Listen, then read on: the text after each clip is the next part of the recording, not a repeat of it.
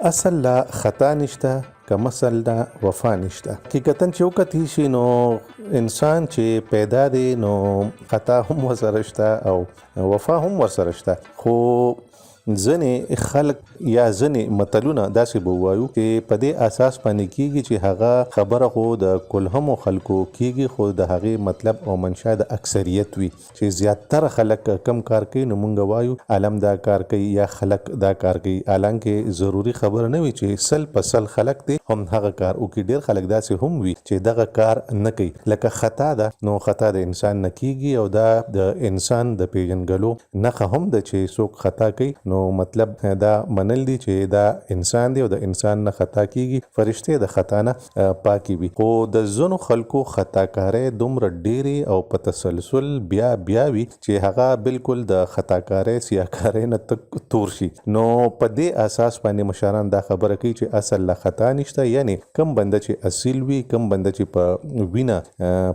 پاک وي سوچوي نو دا نه چې ګنې هغه به بیخي خطا نه کوي. خطا کیږي د انسان نه خو بیا خطا نه کوي. د کم اصیل بنده نه چې خطا وشي یا د اصل نه خطا وشي نو هغه په خپله خطا باندې پښیمانه وي شرمنده وي ملامت وي که چاته پته وي او که نه وي خو هغه ته د خپل خطا احساس وي او په دوباره یا سباره د هغې نه د ځان بچ کولو کوشش کوي یا بیخي پرېږدي. ولې کم چې کم اصل وي نو د هغوی په خطا کار نه وي. د هغوی مونږ وایو کنه په شرمې کار نشته. نو د کم اصلو خلکو نه په خطا باندې کار وي او نه په رسا باندې کار وي. د هغوی بس خپل مفاد وي خپل سوچ وي او خپل لنډمهاله غرضونه وي. نو په دغه بنیاد باندې ویل کېږي چې کم اصل نه وفا نشته. یعنی کم اصل بنی آدم چې وي هغه سره که هر څومره ښه بنده وکړي وفا وکړي لاس ورکړي لار ورسره وکړي خو د هغه په خټه کې د هغه په وینه کې د هغه په تربیت کې دا څیز